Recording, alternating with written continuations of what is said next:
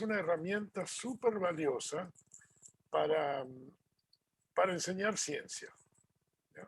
Porque tiene un laboratorio muy grande a la mano, que es el universo, y que está siempre ahí, ¿ya? Y hay experimentos que se pueden hacer y hay conceptos físicos que se pueden transmitir muy bien mediante la astronomía. Así que se los encargo. No creo que vayan a aprender demasiado de lo que necesiten en esta charla. Yo les quiero dar una pincelada de astronomía básica. Y el próximo viernes vamos a hablar más de instrumentos y telescopios. ¿Se escucha bien? Sí. Ok. Próximo viernes vamos a hablar de instrumentos y telescopios. Les aclaro solamente ahora que el telescopio Magallanes gigante que estamos construyendo ahora no tiene nada que ver con la región de Magallanes. Y la próxima semana les voy a contar por qué se llama Magallanes. Bueno, vamos a compartir la pantalla. Un segundito. Un segundito. ¿Dónde está esto? Aquí.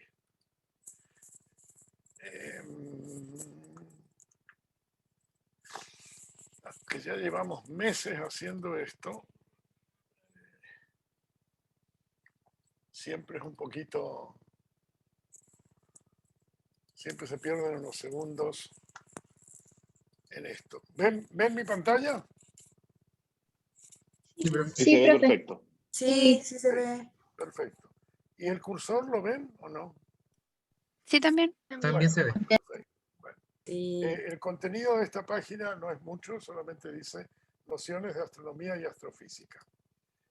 Y vamos a hablar de escalas. Vamos a entender que no podemos usar las mismas escalas para describir los diferentes fenómenos en astronomía.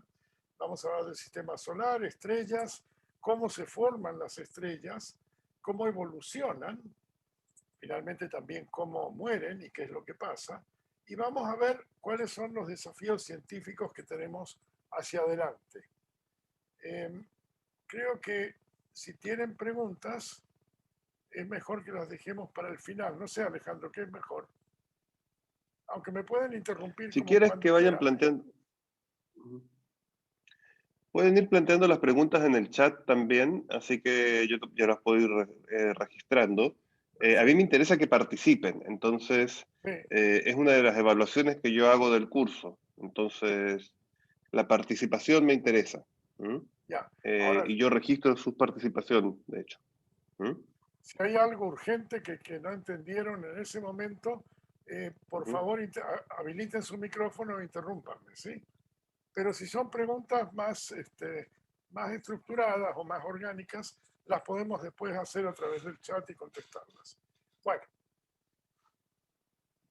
es curioso que en astronomía casi lo único que tenemos, casi lo único que nos llega, es luz. Y la luz, ustedes saben, es ondas electromagnéticas. Ondas electromagnéticas de distintas longitudes de onda, que es lo que les da el color y otras propiedades. El arco iris que ven muestra una parte pequeñísima del espectro electromagnético, que es lo que se llama la parte visible, que es lo que está aquí. Pero miren, esto se va desde aquí a fenómenos que se registran, a fenómenos atómicos, ¿ya? Con longitudes de onda muy corta y muy energética, hasta las ondas de radio de longitudes de onda mucho mayores. Aquí, en esta escala se ve las longitudes de onda, ¿ya? Y las temperaturas que están asociadas a esas longitudes de onda. Y que lo notable es que solo teniendo una herramienta, que es lo que nos llega de parte del espacio, que es la luz, se haya podido hacer todo el trabajo que se ha hecho a lo largo de siglos en la astronomía. Mucho del trabajo, hasta hace relativamente poco, se hizo con esta parte pequeñísima del espectro, con el visible. Hoy en día ya tenemos a nuestra disposición instrumentos, ya sea satélites o instrumentos en la superficie de la Tierra, que pueden extender nuestro conocimiento mucho más allá. hace poco, bueno, otras herramientas que tenemos que no se pueden comparar muy bien, que dice aquí, las muestras que traen las misiones espaciales, ¿sí? Por ejemplo, sabemos de qué está hecha la Luna, porque sabemos que no es de queso, porque nos trajeron de vuelta muestras de la Luna, y los distintos vehículos que están en Marte ahora también van a traer de vuelta muestras. Esa es otra forma de estudiar. Ahora, claro que eso nos restringe estrictamente a lo más cercano en nuestro sistema solar. Lo que sí se abrió hace como, creo que fue en 2017, una nueva ventana que fueron las ondas gravitacionales. Y eso lo vamos a ver en parte también la siguiente semana, pero eso es algo completamente distinto. Y las ondas gravitacionales no son radiación electromagnética, son precisamente ondas, podemos llamarlas radiación gravitacional, pero no son ondas electromagnéticas en el sentido que no son una combinación de campos eléctricos y magnéticos que se desplazan en forma de onda, sino que son una perturbación del espacio-tiempo que se desplaza. Pero ya vamos a llegar a eso, espero. Bueno, vamos a ver qué es lo que vamos a estudiar. Desde lo más cercano, que es nuestro sistema solar, y aquí puse algunos números. Alejandro, si tú estás grabando esto, quizás quieras poner a disposición de los alumnos los números que están aquí, porque son, de repente es confuso verlo todo muy rápido. En el sistema solar hay desde 56 por 10 a la 6 kilómetros hasta 4.500 por 10 a la 6 kilómetros de distancia del Sol. Mercurio es el planeta que está más cerca y nunca sé si es Plutón o Urano, creo que es Urano el que está más lejos, está a 4.500 por 10 a la 6 kilómetros. La distancia Tierra-Sol, que es una de las unidades que se usa particularmente en el sistema solar, se llama la unidad astronómica y es igual a 150 por 10 a la 6 kilómetros. Dense cuenta que estos son 150 millones de kilómetros. La Luna, que es lo más cercano que tenemos, está a 300.000 kilómetros. Y por lo tanto, si sacan la cuenta tomando en cuenta la velocidad de la luz del Sol nos llega con 7 minutos o casi 8 minutos de retraso. Es decir, cuando vemos que el Sol se ha puesto, esta ya se ha puesto hace 8 minutos. En cambio, la Luna está a 1 segundo luz de distancia, ¿ya?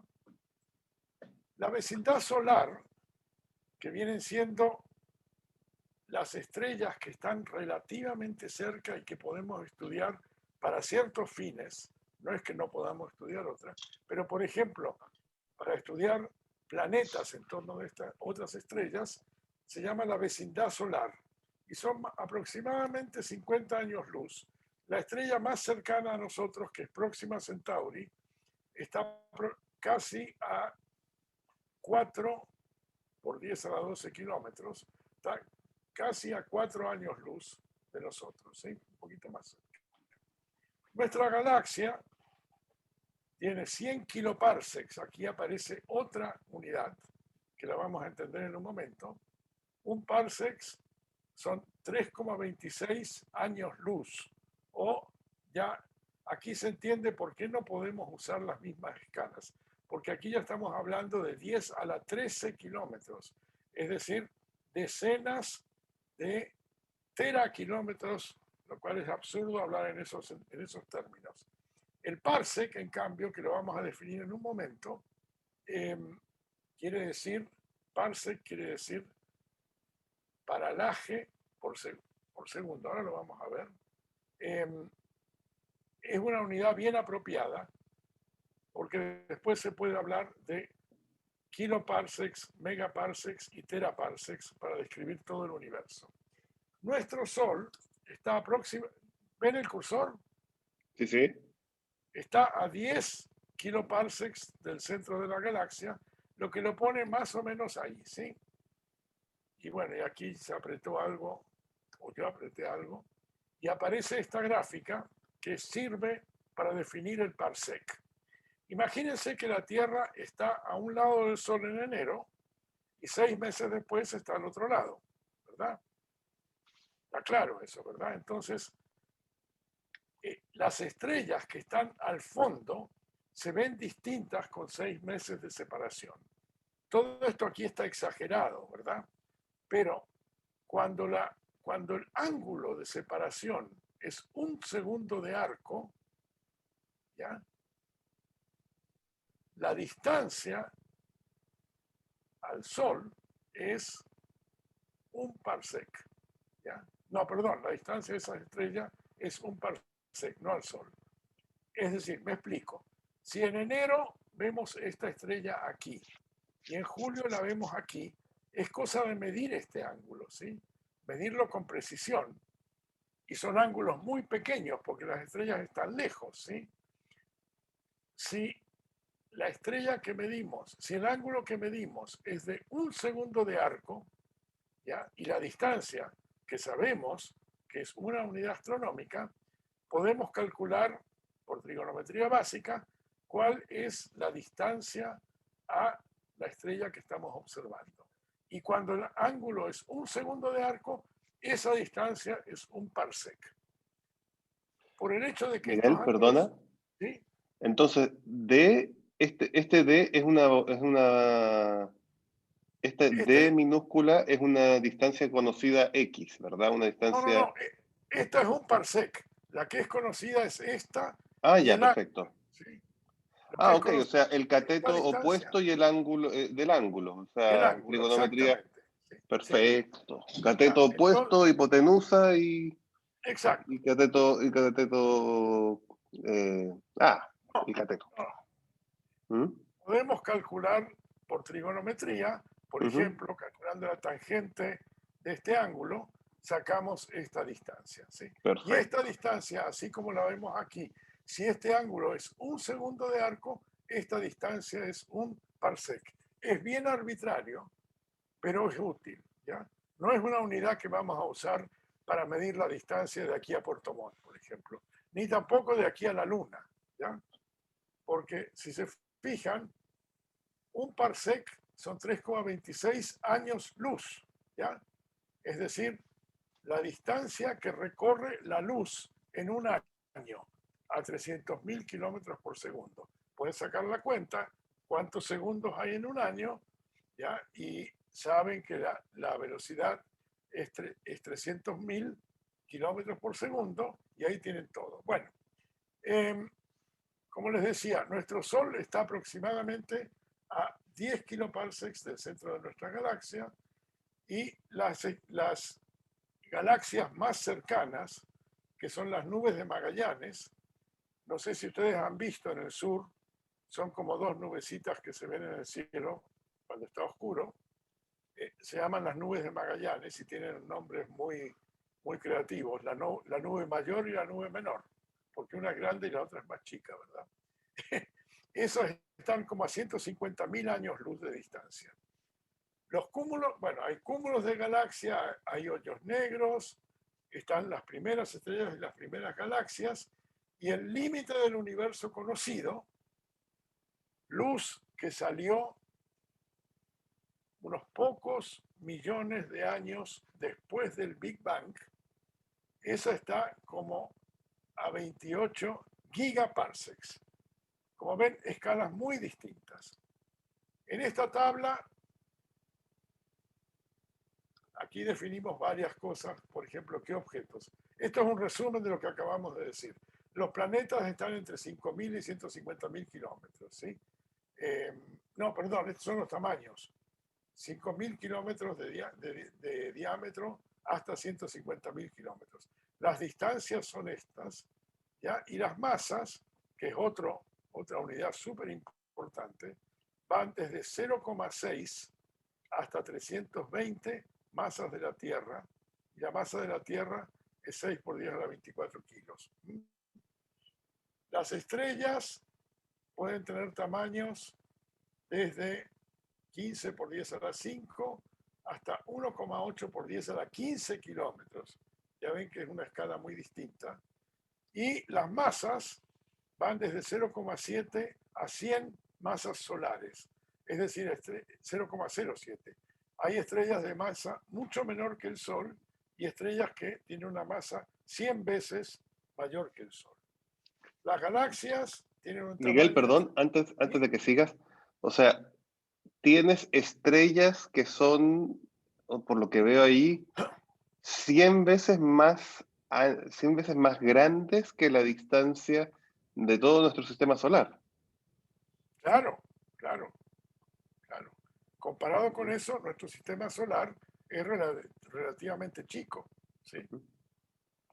Pedro pregunta cómo se pudo masar el universo, ¿Cómo se pudo qué? cómo se pudo calcular la masa del universo. Aquí hay aproximaciones. Mira, en astronomía hay cosas que se pueden medir y cosas que se pueden inferir. ¿Ya? Ujú. ¿Cómo se puede inferir la masa de una estrella? A ver, es midiendo la luminosidad del Sol, de la estrella, conociendo la distancia, se puede calcular la masa haciendo suposiciones de qué es lo que está hecho. ¿Ya? Las estrellas, la inmensa mayoría de las estrellas están hechas de hidrógeno que están convirtiendo en helio, vamos a ver eso más adelante, ¿ya? Y con su luminosidad podemos conocer el tamaño, podemos saber de qué volumen, el volumen de una estrella. Y teniendo el volumen y conociendo la masa del átomo de hidrógeno, podemos, en una regla de 3 simple, ¿ya? Calcular las masas. Después podemos inferir que también podemos calcular las masas de estrellas muy masivas y conociendo más o menos la distribución de masas en el universo, la enorme mayoría de las estrellas en el universo son como nuestro Sol. Nuestro Sol es lo más corriente que hay, ¿ya? Y la enorme mayoría son como nuestro Sol. Hay estrellas mucho más masivas, pero no son tantas, y estrellas de mucho menor masa, que son muchísimas más, pero que contribuyen menos a la masa total del universo. Y bueno, por supuesto que esto tiene un error. En astronomía decimos que si uno conoce unas cosas dentro de 2 órdenes de magnitud, es súper bueno, ¿sí? O sea, las aproximaciones funcionan a veces dentro de 10 órdenes de magnitud. Esta tabla puede ser que sea útil también, que la pongan a disposición, ¿no? Seguimos. Nuestro sistema solar no es ningún secreto. ¿Todos saben cuál es la estrella más cercana a nosotros? ¿Cuál es? ¿Puede repetir la pregunta, profe? ¿Cuál es la estrella más cercana a nosotros? ¿El Sol? Sol. Claro que sí. Muy bien. El Sol es la estrella más cercana a nosotros que estamos ahí. Mercurio, Venus, la Tierra, Marte, Júpiter, Saturno. Y aquí nos vamos Urano. Siempre se me confunde este. Y este es uno que lo degradaron, es un planetoide. ¿Cuál era? Plutón, creo. Y bueno, y además de todo esto, de los planetas, hay un montón de otros objetos en el sistema solar, que son cometas, asteroides, por ejemplo, entre nosotros y Marte está lo que se llama el cinturón de los asteroides, ¿ya? Que todo esto son restos de cuando se formó el sistema solar.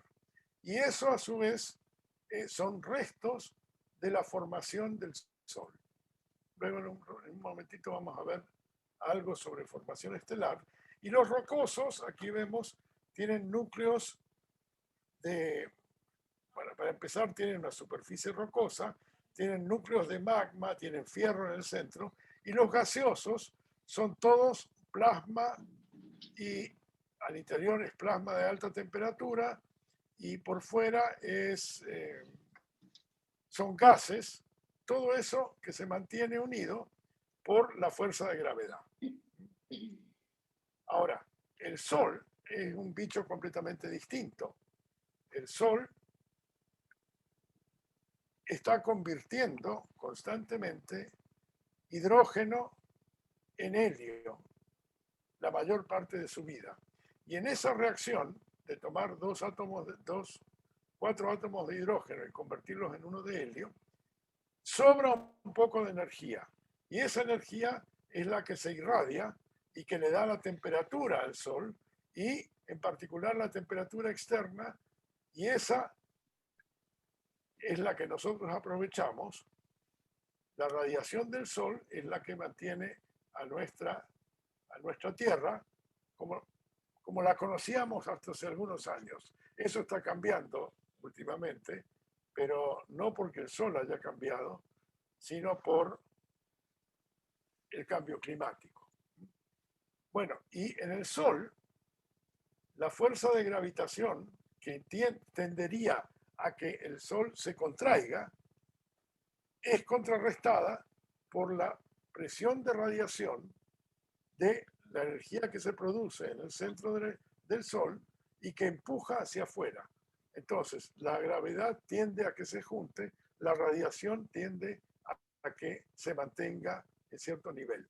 Después de mucho tiempo, y creo que me estoy adelantando, después de mucho tiempo, una de las dos va a mermarse, va a ser menor, ¿ya?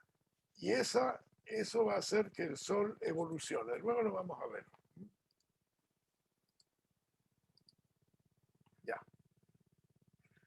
Vamos a ver cómo se forman las estrellas. Disculpen si estoy un poquito, si me atropello a mí mismo, pero bueno, me entusiasman estas cosas. Miguel, hay una pregunta sobre si hay variaciones en la intensidad de la radiación solar cada 11 años. ¿O hay ciclos de variación? ¿Hay ciclos regulares o hay ciclos irregulares en la...? Hay de los dos, hay de los dos. Hay ciclos regulares con periodo de 11 años y también de 50 y demás también, ¿sí? Eso tiene que ver con reacomodos de las capas externas del Sol. Bueno, aparte de estrellas, hoyos negros y cosas por el estilo, en el universo hay estas enormes masas de polvo y gas, esas manchas oscuras que uno ve cuando mira la Vía Láctea. No es que no haya estrellas ahí, sino que están oscurecidas por estas masas de gas y polvo. Bueno, en algún momento estas masas de gas y polvo, que se mantienen más o menos en equilibrio por la rotación y por otros fenómenos, hay una parte de estas masas oscuras que aumenta la densidad, y eso hace que, una vez que aumenta la densidad, siga cayendo más masa hacia ese punto donde aumentó la densidad. Lo que pongo aquí es que si la energía gravitatoria, ¿ya?, es mayor que la energía térmica, por estar a una cierta temperatura, estas masas de gas y polvo se mantienen también más o menos en equilibrio por la energía térmica. Esto es cuando la energía gravitacional es mayor que la energía térmica, la nube comienza a contraerse. Y si la masa es del orden de 200 masas solares, para valores típicos de una nube, que la temperatura es 10 grados Kelvin y la densidad es 50 átomos por centímetro cúbico, el tiempo de caída libre, es decir, el tiempo de que caiga material sobre la estrella para formar una estrella de 200 masas solares, es del orden de 100.000 años. Y eso está más o menos graficado aquí. Esto vendría a ser la nube molecular, ¿ya? Esta es la estrella ya contrayéndose, ya esto es como una parte de la nube molecular que se ha contraído a los 10.000 años aproximadamente. los 100.000 años ya la estrella está formada, tiene un disco alrededor, y esto que ven aquí son cosas que emanan de la estrella recién formada, ¿ya? Pero todavía no está en una situación estable, y la estrella estable, dependiendo de la masa, es aproximadamente entre 1 y 10 millones de años, ¿sí? Bueno, y las fotografías que ven aquí son, bueno, fotografías de una nube molecular, restos de la nube molecular, estrellas recién formadas. Esta es la nebulosa de Orión, que se puede ver casi a simple vista. Otra nebulosa recién formada. Aquí hay una estrella muy joven en el centro, oscurecida todavía por el resto del material. A ver, perdón, sí, oscurecida por el resto del material. Y lo mismo aquí, se ven unas estructuras fenomenales. Y como digo, las estrellas cuando son jóvenes es como los humanos. Los humanos jóvenes, en particular los adolescentes, son rebeldes, hacen cosas para acomodar su vida y sus cargas, y ocurren fenómenos energéticos muy poderosos. Esto, que se llama un objeto Herbigaro, proviene de una estrella que está ahí, que tiene unos flujos de material sumamente intensos, y ese material choca con los restos de la nube molecular y los hace brillar. Esto fueron descubiertos aproximadamente en 1946 por dos astrónomos, Herbig y Aro un mexicano, ¿ya? Y yo me dediqué a trabajar en ese tipo de objetos durante un buen tiempo.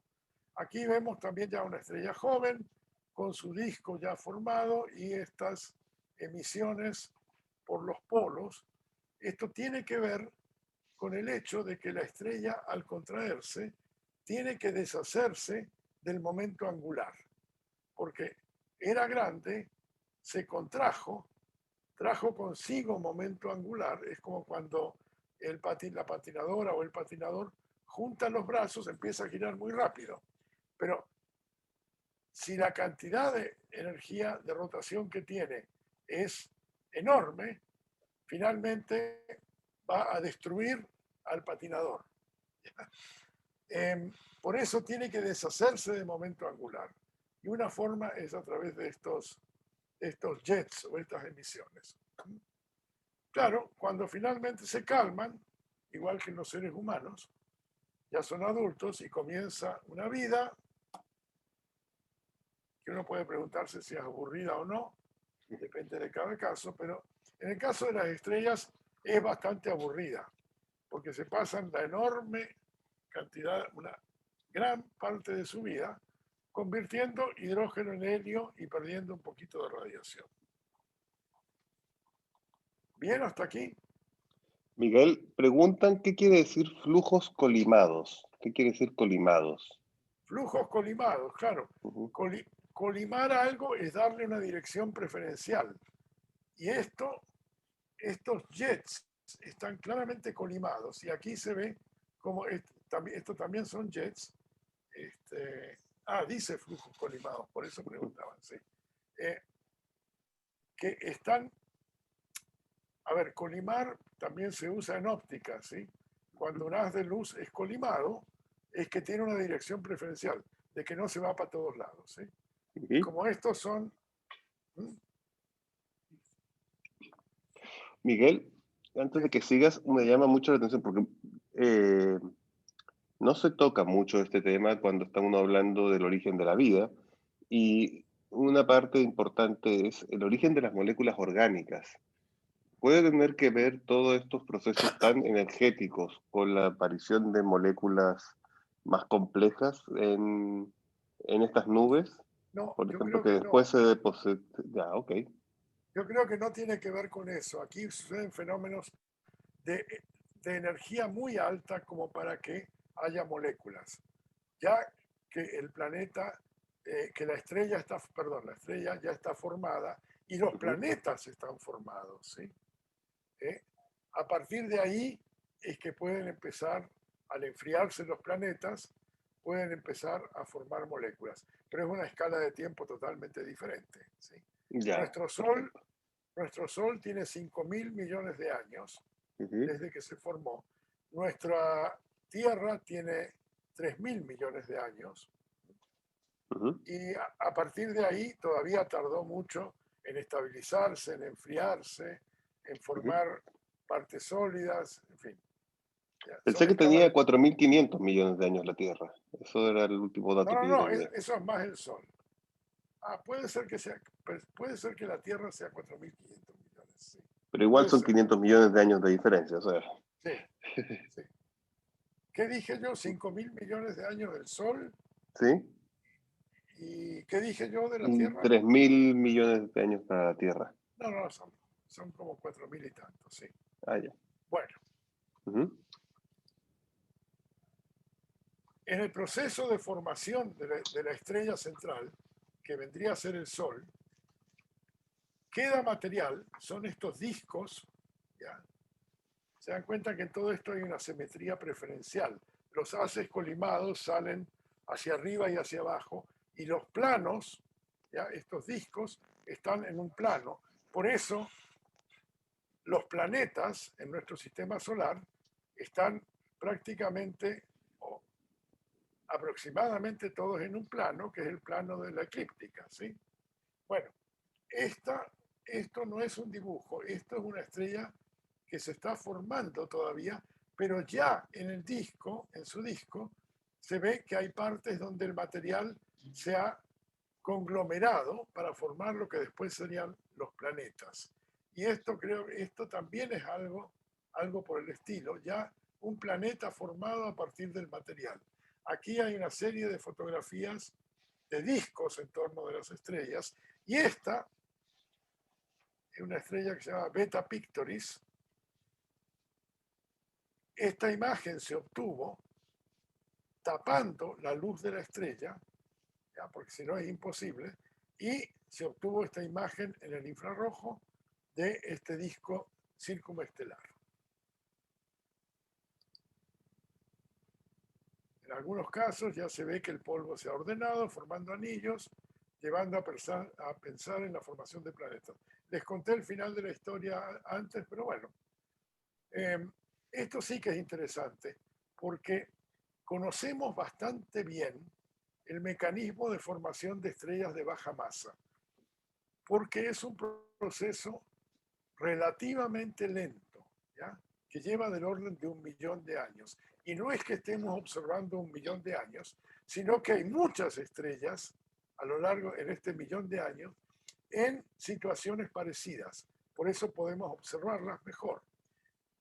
Pensamos que la formación de estrellas de alta masa es el mismo mecanismo, pero que todos esos procesos ocurren mucho más rápidamente y por lo tanto no tenemos a nuestra disposición tantos objetos para estudiar la formación de estrellas de baja masa.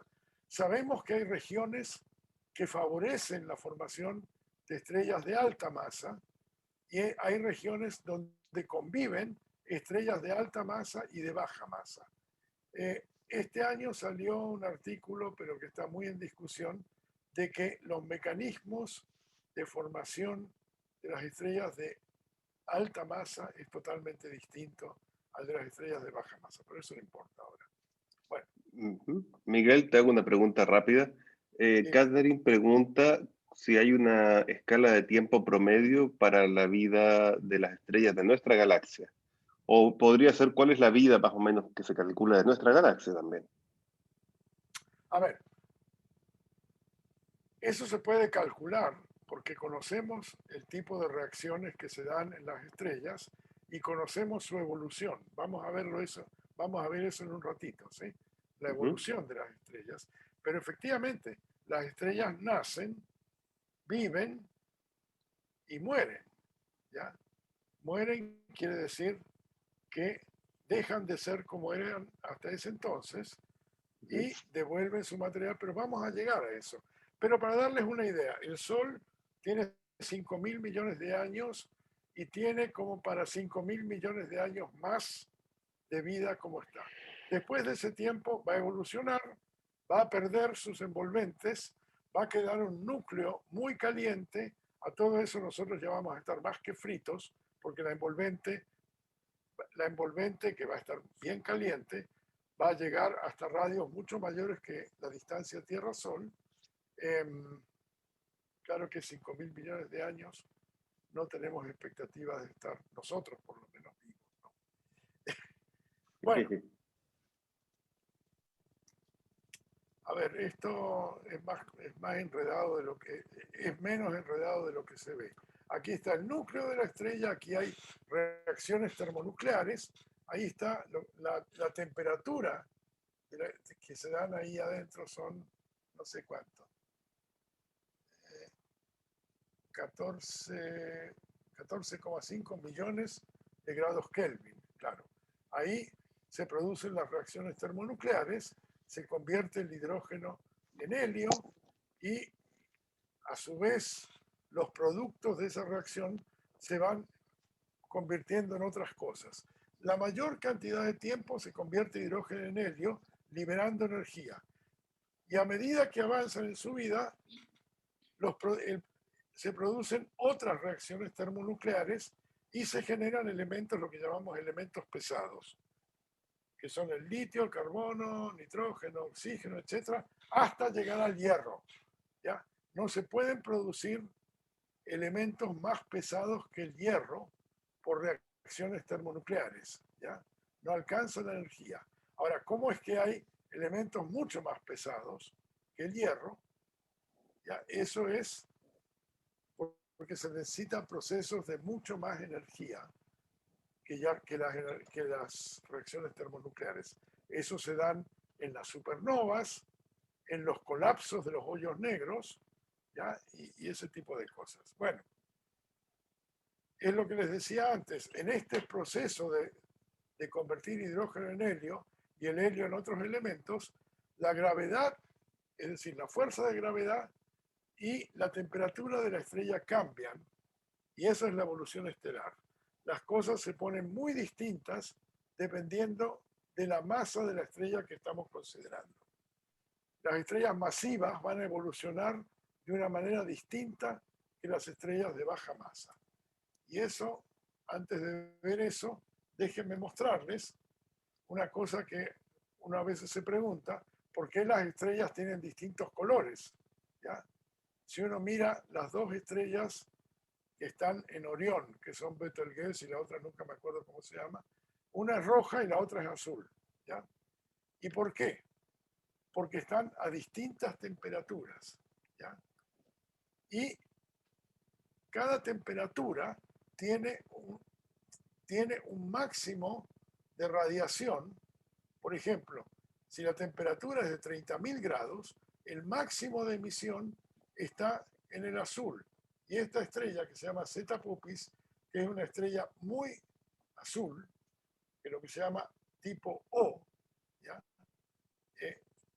Es porque tiene esta temperatura. El Sol anda más bien por aquí, justamente entre 5.900 y 5.200 grados Kelvin, y es entre amarillo y verdoso, porque tiene una temperatura, aquí le puse que aquí falta el Sol, este va aquí, que tiene aproximadamente 5.500 grados Kelvin de temperatura en la superficie. Y esta es la secuencia, y hay estrellas menos masivas que estas rojas, ¿ya? Que tienen moléculas ya de algún tipo ahí. Bueno, Betelgeuse es la estrella roja de Orión y tiene como 3.000 grados Kelvin. El color está dado por la temperatura superficial. Bien. Ahora bien, acuérdense de la nebulosa de donde vienen las estrellas, es esta que está aquí. Se forman y empiezan a evolucionar. Y llega un momento en que, si es masiva, si es muy masiva, es decir, más de 2 o 3 veces la masa del Sol, van a seguir un camino que es este, que es la evolución de las estrellas masivas, y si es del orden de hasta 1,4 masas solares, van a evolucionar de una manera distinta. Ahora necesito el cursor. Se fijan, estas evolucionan en esta trayectoria relativamente corta y aquí explotan como supernova. Y queda el remanente de la supernova, que es material que brilla, y un objeto muy, muy, muy denso. 1 centímetro cúbico de este objeto pesa como toda la Tierra, ¿ya? Y tiene un bicho con campos magnéticos muy altos que se llama el pulsar. Y esta es una de las formas en que se producen los otros elementos más pesados, ¿sí? Más allá del hierro. Esos se producen en la explosión de la supernova. Las estrellas de masa menor evolucionan por más tiempo, mucho más tiempo, a lo largo de esto, y llega un momento en que empiezan a perder su envolvente. Ya la energía gravitacional cambia, se achica el núcleo y pierde su envolvente, eso es lo que le va a pasar al Sol, ¿ya? Y va a llegar a una cosa que se llama nebulosa planetaria. La nebulosa planetaria son objetos muy, muy bonitos porque la estrella que queda en el centro, que es muy caliente, porque es el núcleo de la estrella, excita el material que ha perdido. Entonces tienen formas muy particulares y colores muy particulares y se llaman nebulosas planetarias.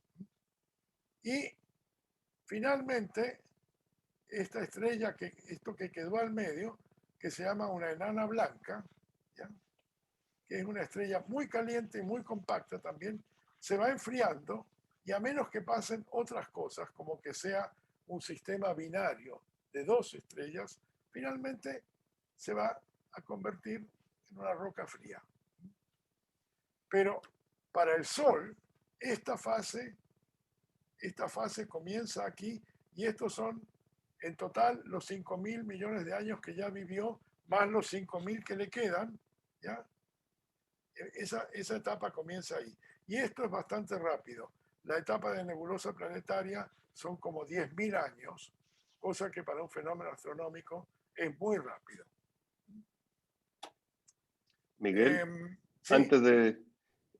Pedro pregunta si justamente producto de la supernova es que surgen agujeros negros con este núcleo tan hipercondensado que se forma, esa estrella neutrón que se llama, ¿no? sí. Efectivamente, las estrellas de neutrones tienen orígenes distintos. Es decir, los hoyos negros pueden formarse a partir de un objeto muy denso, muy concentrado, que empieza a tragar material a su alrededor, efectivamente, ¿sí? Efectivamente, ese puede ser. Esto no se entiende muy bien, ¿no? Esto es un tema que está bastante en boga y que está un poco pendiente para los próximos telescopios, y es la formación de hoyos negros, ¿sí? Porque hay hoyos negros de muchos tamaños, ¿ya? Hay hoyos negros de millones de masas solares y hay hoyitos negros que tienen unas pocas masas solares, pero son tan densos que son hoyos negros. Bueno, lo importante en todo esto es que en este proceso de evolución estelar, ya sea a través de las estrellas de baja masa o de la supernova, materiales producto de la fábrica de elementos en las estrellas regresan al espacio, ¿ya? Y el Sol, es decir, en el universo primigenio, lo único que había era hidrógeno y un poco de helio y una pizca de litio. Eso es todo lo que había. Para todos los fines prácticos había hidrógeno en gran cantidad y un poquitito de helio. Y vaya, ahora, hoy en día hay otras cosas. Desde nosotros que tenemos calcio, cloro, oxígeno y otro tipo de sodio, todo tipo de elementos, esos se tuvieron que cocinar dentro de una estrella. Y de ahí viene esto de que somos hijos de las estrellas, o somos polvo de estrella. Hay varios libros de divulgación, de María Teresa Ruiz, de, de José Massa, Ujú. y están disponibles esos libros, son bastante entretenidos. Ujú. Bueno, pero me entienden que de lo que nosotros estamos hechos es material que ha sido cocinado dentro de una estrella. El hidrógeno del agua que contenemos puede ser primigenio, ¿sí? Puede serlo. Mejor dicho, es primigenio, ¿ya? Es material que viene de, de la formación del universo, del Big Bang, y ha llegado hasta nosotros en forma de hidrógeno.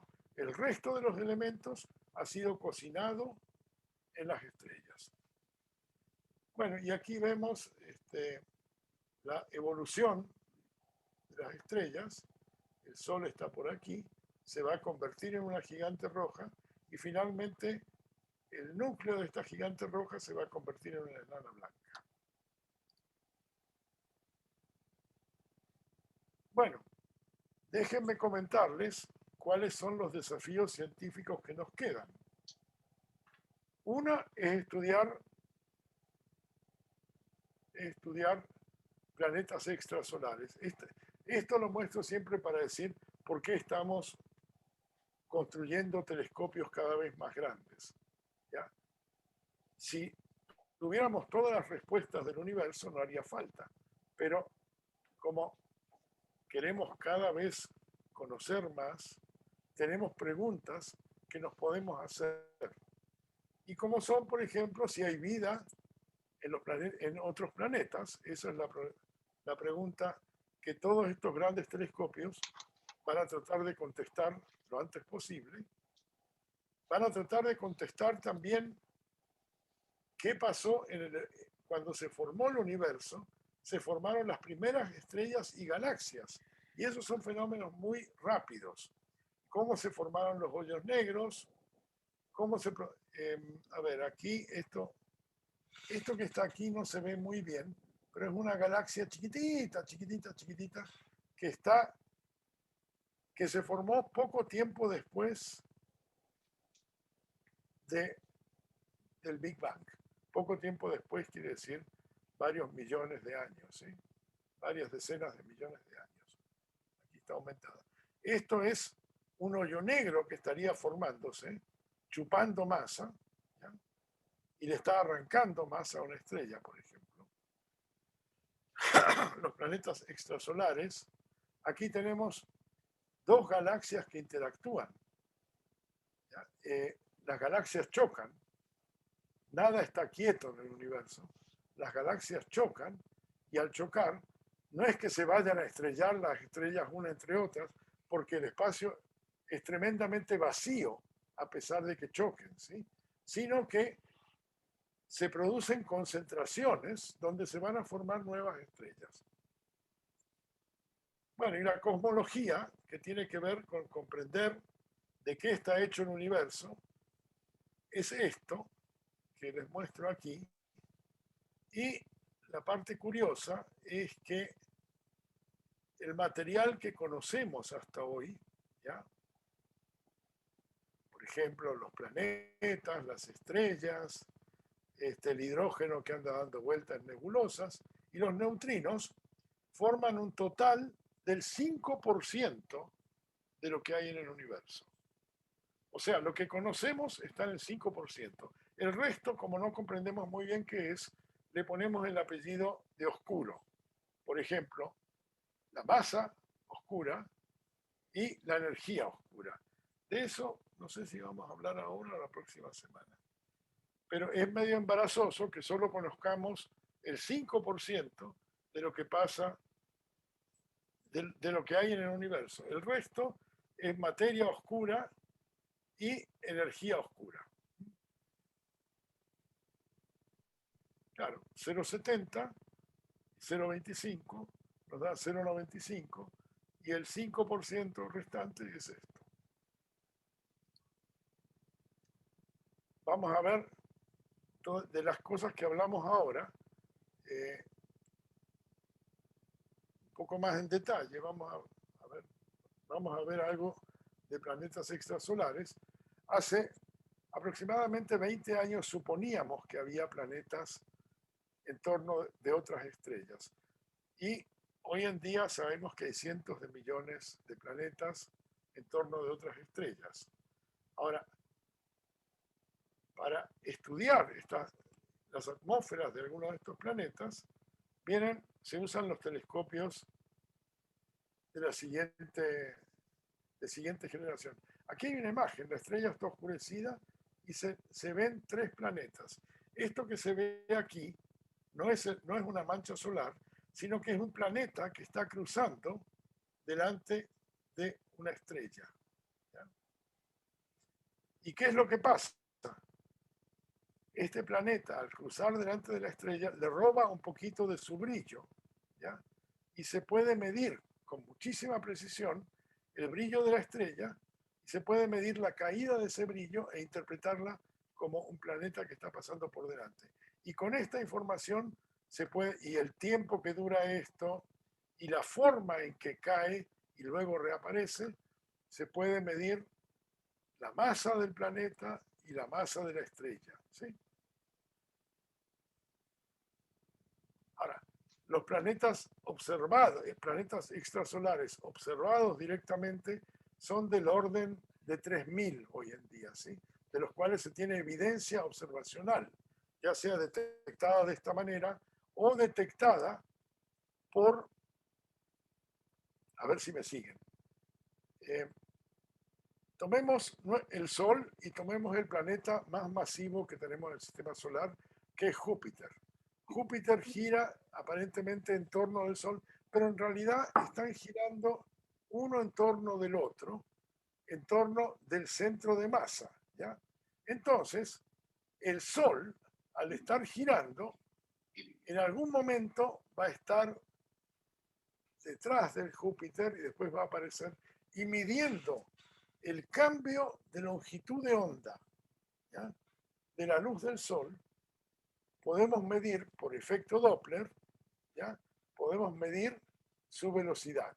Y esa es otra manera de detectar planetas. Si medimos la variación de velocidad de una estrella y inferimos que se debe a su rotación, ¿ya?, podemos decir, aquí hay un planeta que hace que el Sol se llama el bamboleo, eso, ¿sí? El bamboleo de la estrella. Claro, en un momento la estrella está viniendo hacia nosotros y en otro momento se está alejando. Y eso produce, por efecto Doppler, una variación mínima de la frecuencia. Y observando con instrumentos sumamente precisos, se detectan planetas de esa manera. Por cierto, esto fue el premio Nobel para un equipo suizo en 2019. Bueno, las galaxias interactúan, hay aumentos locales de densidad, lo que favorece la formación de nuevas estrellas. Y, claro, las nuevas estrellas se forman de material que ya ha sido procesado en otras estrellas, o sea que el universo se ha ido enriqueciendo de elementos. El hidrógeno sigue siendo primigenio, un poquito del helio también, pero todo lo demás es producto de la cocina de las estrellas, y que nuevas estrellas se forman a partir de material ya procesado y están enriquecidos. Todo lo que no sea hidrógeno y helio, en astronomía los llamamos metales, porque son más pesados, aunque no son metales, ¿sí?, pero son elementos más pesados. Y se llama la metalicidad de una estrella, que se puede medir por su composición. Eso nos da ideas de edades de las estrellas y de procesos.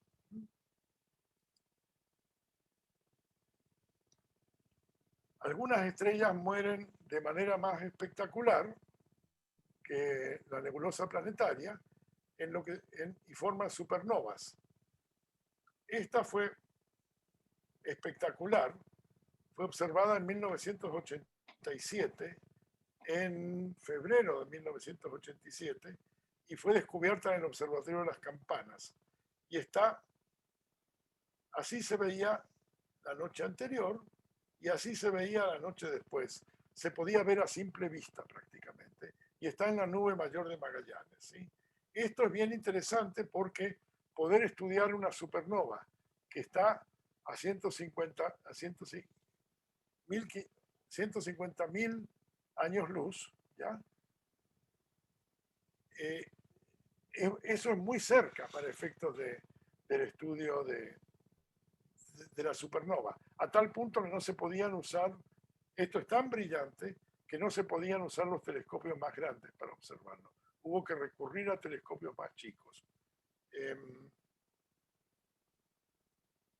Y todavía hasta el día de hoy se estudia la remanente de esta supernova. Y hablando de remanentes, en 1054 hubo una nebulosa, una supernova en la constelación del Cangrejo y se veía a simple vista durante el día. Los chinos la observaron y la reportaron y fue el año 1054. Luego Tycho Brahe también encontró, esta ya fue dentro de nuestra galaxia, ¿sí? Tycho Brahe, un astrónomo bien inteligente, que vivió hacia el final de la Edad Media, describió otra supernova aproximadamente del año 1600 o algo así. Bueno, ¿qué más? Aquí vemos una imagen del telescopio Hubble, ¿ya? Todo lo que se ve aquí son galaxias, ¿ya? Se apuntó el telescopio Hubble a una región donde prácticamente no había estrellas, ¿ya? Puede ser que esta brillante aquí fuera una estrella, pero tampoco lo creo.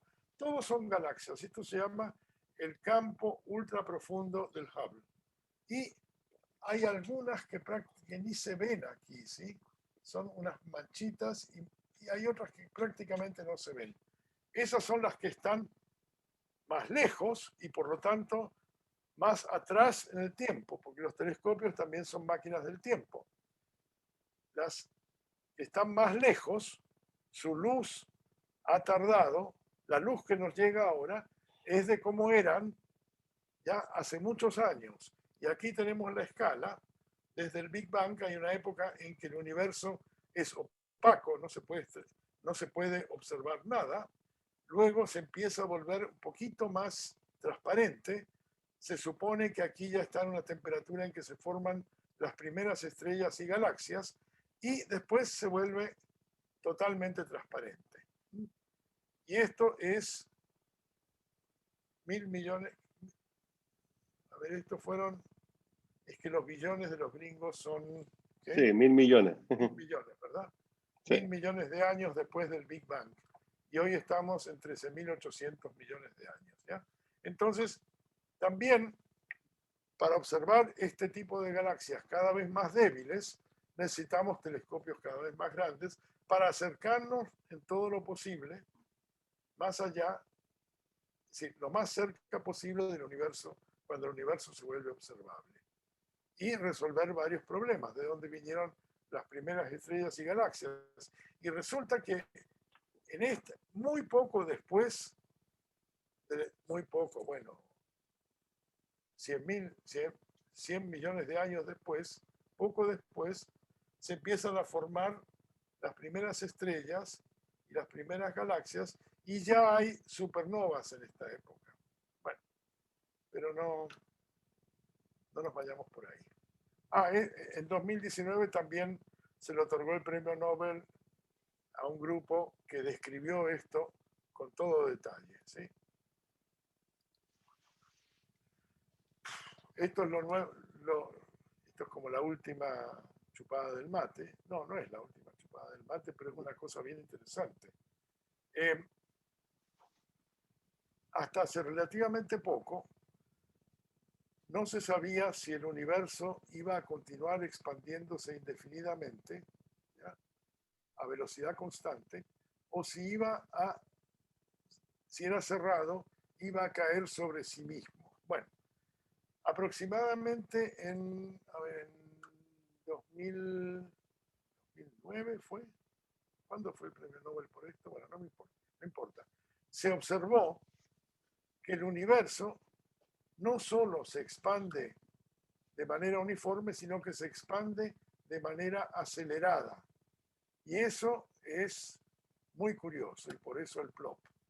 Porque para que algo se acelere, se necesita energía. Si quiero acelerar en el automóvil, necesito convertir energía química en energía de movimiento. Y no sabemos cuál es el origen de esa energía que hace que el universo se expanda de manera acelerada. Eso es lo que llamamos la energía oscura. Y también es un tema de estudio así, súper caliente. ¿Cómo se extiende la información acelerada? Bueno, no se entiende muy bien. Y el 11 de febrero de 2016 se detectaron por primera vez el choque de dos hoyos negros en un instrumento que se llama LIGO, que quiere decir Laser Interferometric Gravitational Observatory, o sea, el observatorio gravitacional usando láser, que hay dos de estos en Estados Unidos, uno en Luisiana y otro en el estado de Washington en el norte, y se observó y se pudo determinar, se pudo determinar que fue el colapso de dos hoyos negros, ¿ya? Que de 29 y 36 masas solares que dieron lugar a un hoyo negro de 62. Las matemáticas no dan porque se ha perdido material, sin duda se ha perdido material en forma de energía y en forma de quién sabe qué. Pero eso tenía una contraparte visible, pero eso no fue lo que se detectó en el LIGO, sino que lo que se detectó en el LIGO fue una alteración del espacio-tiempo. Y no tenemos tiempo muy bien de hacerlo, de describir ahora, pero este observatorio LIGO es una maravilla. Es una maravilla de la tecnología y es extraordinario. Bueno, ya le dieron el premio Nobel también, ¿sí? Bueno, en resumen, ¿cómo podemos estudiar el espacio exterior? Analizando la luz y con telescopios. Podemos trabajar con la misma escala, ya sabemos que no. ¿Qué cosas sabemos del sistema solar? ¿Qué cosas yo les he tratado de explicar sobre la formación y la evolución? Sabemos que hay planetas extrasolares y otras preguntas que nos hacemos hoy. Respecto de la supernova, la escala del universo y la expansión acelerada, pero estos dos signos de pregunta tienen que ver con el hecho de que hay preguntas que ni siquiera las conocemos, pero cada vez que el ser humano multiplica por un factor 10 su capacidad de observar, ya sea para observar algo que está más lejos, o ya sea para observar algo que es mucho más pequeño, en el caso de la biología, se producen descubrimientos. Y descubrimientos son aquellas cosas que nos cambian la idea que teníamos antes, que cambian el paradigma. Y de eso no sabemos las preguntas hoy. Pero si uno necesita conseguir varios miles de millones de dólares para construir un telescopio, no puede ir y decirles, denme 2.000 millones de dólares y yo voy a construir un telescopio y voy a descubrir cosas. O sea, tenemos que tener preguntas concretas. Pero lo interesante es que sabemos que van a aparecer preguntas que ni siquiera sabemos cuáles son las preguntas. Y eso sería todo.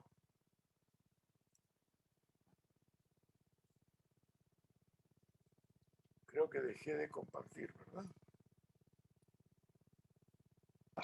Muchas gracias. ¿Y dónde? A ver, ¿dónde están que no los veo? Si quieres dejar de compartir, estamos viendo tu presentación. Ah, sí. Voy a dejar de compartir, ¿no? Dejar de compartir. Ah, y ahí los veo a ustedes ahora, sí. Bueno, fue un poco más de una hora. Espero que no se hayan dormido. Y si hay preguntas en el chat, 43 preguntas. Son preguntas y comentarios. Yo respondí algunas de las que pude. ¿Podrá ser que parte de la fuente energética, te da por la emisión de energías de todos los cuerpos que interactúan en el universo. Sería muy chico eso, en efecto. Realmente no se entiende y se han tratado de explicar con diferentes modelos, pero los modelos que podrían ser plausibles fallan en sus predicciones, a veces hasta por 100 órdenes de magnitud. Así que no es muy bueno. Qué hermoso, gracias.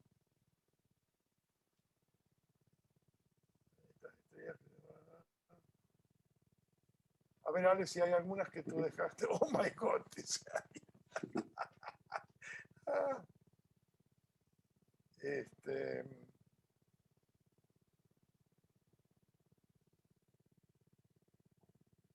Esta que dejó Carla de que si las estrellas tienen componentes distintos, o sea, pero similares a las que se formaban antes, pero tienen componentes distintos, la manera de determinar eso es el espectro que emiten, ¿verdad? O sea, eso lo vamos a ahí... ver la próxima semana, claro. Ah, ok.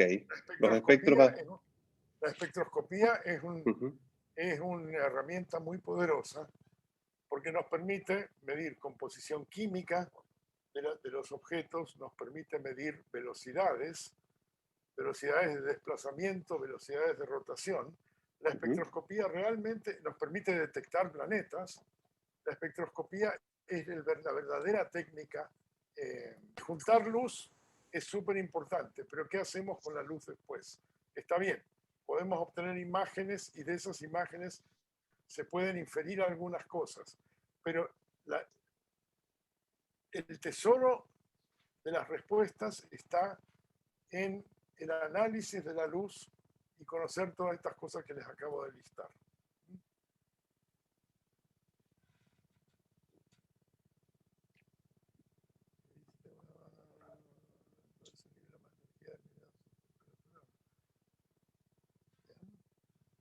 Tú, Alejandro, has estado viendo las preguntas. Hay algunas que Y bueno, ¿quieres que las Benjamín conteste yo? preguntaba...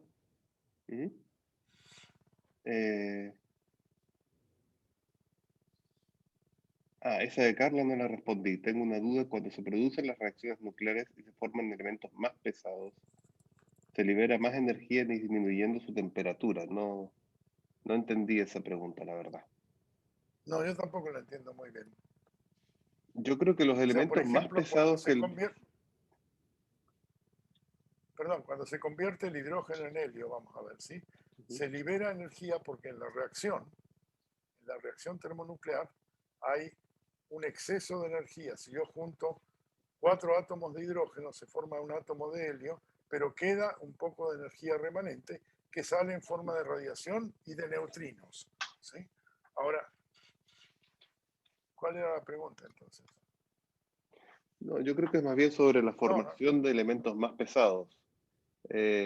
Por ejemplo, cuando tú formas, más allá de hierro, cuando ya formas uranio o plutonio, eso requiere, como decías tú, cocinas más grandes, ¿no? O sea, eso requiere procesos de explosión. temperaturas muchísimo más altas, las que se dan en la explosión de la supernova o en el choque de los hoyos negros.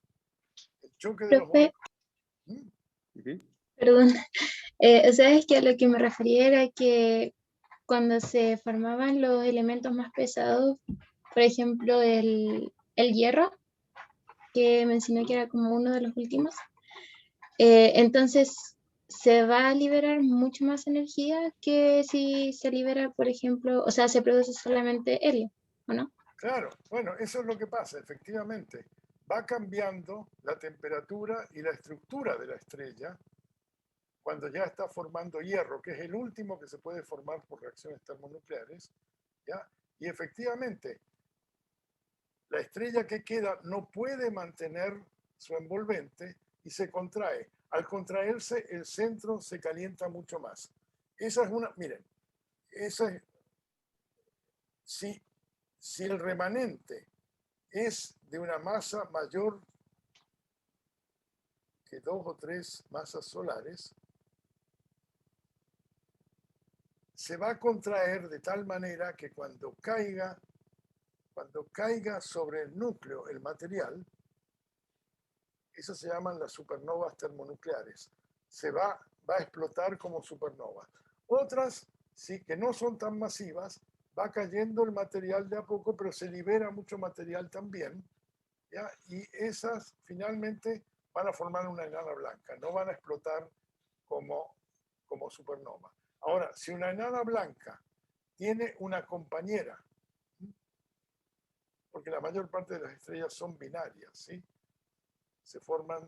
No se forman solas, como el 60% de las estrellas son binarias. Si esa compañera es tal que le puede tirar más, que la enana blanca le puede robar masa, ¿ya? Le está cayendo más masa encima de esta enana blanca, y eso también produce una explosión de supernova, ¿sí? Porque no puede mantenerla, pero son supernovas distintas. Aquellas en las que el propio núcleo se contrae, son las termonucleares, se llaman tipo 1, y hay de varios tipos, 1A, pero aquellas que se producen robándole masa, y esto es una propuesta, ¿sí? Es un modelo de cómo se produce cierto tipo de supernovas. Esos se llaman supernovas tipo 2 y son súper interesantes porque podemos suponer que las supernovas tipo 2 son muy parecidas entre sí. Y al ser muy parecidas entre sí, podemos calcular cuál es la energía que liberan. Y podemos usarla en lo que se llama candelas estándar. Es decir, imagínense si tenemos una ampolleta de 100 watts, que ya casi no existen, ¿sí? Si eso lo tenemos a 1 metro de distancia, podemos medir cuál es su intensidad y podemos medir la energía que libera. Si esa misma ampolleta la llevamos a 100 metros de distancia, la misma ampolleta, ¿sí? Vamos a ver que nos llega mucho menos energía, ¿ya? Y eso nos da una escala de convertir luminosidad en distancia, ¿ya? Entonces, por eso, si las supernovas de tipo 1A, es que les di al revés la definición, tipo 1A, si suponemos que son iguales y corregimos por un montón de cosas, ¿sí? Esto se vuelve bien sofisticado.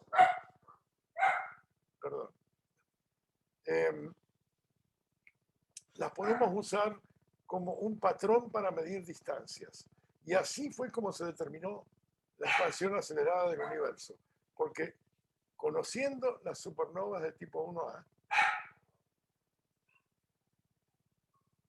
se observaron supernovas muy, muy, muy distantes con el telescopio Hubble, ¿sí?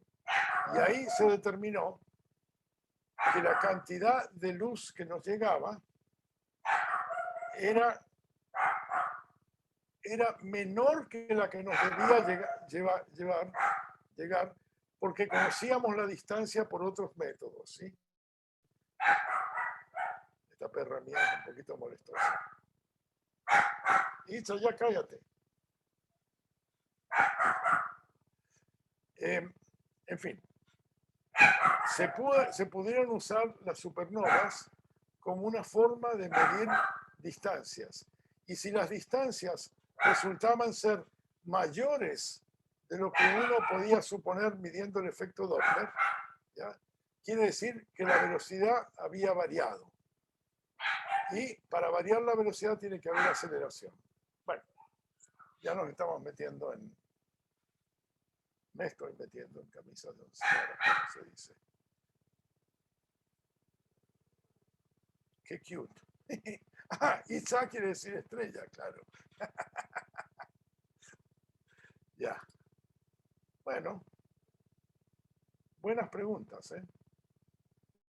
Espero que les haya gustado, espero que hayan entendido.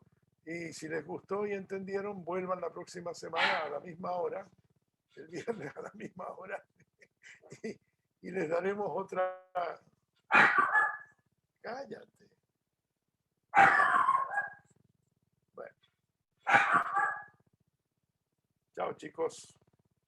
¿Ale, algún comentario? Sí, sí. Yo les voy a dar un artículo para leer para el próximo viernes, ¿ya? Para que tengan un poco más que comentar justamente sobre los observatorios en Chile, ¿ya? Y recuerden que yo ahí evalúo justamente la participación en clase. A menos que tú quieras tirarles alguna pregunta sobre el tema, que lo dejamos de tarea para que la contesten. No, bueno, voy a ver, puede ser que tenga algo, pero está bien, si pueden leer ese artículo, ¿de dónde lo sacaste? Ese de Scientific American que te mandé un ya, tiempo atrás, ¿te ya, acordáis? perfecto, perfecto, Ujú. sí. Hay bastante literatura, ¿sí? Sí, sí, sí, pero quiero algo que sea introductorio, no Está quiero bien, mandar... perfecto, Ujú, perfecto. ujú. Sería todo. Excelente. Parece que esto me requiere mi atención, no sé qué le pasa. Pareciera que sí, te está siendo exigido en este momento. It's a Muchas minute. gracias. Voy a dejar de grabar ahora.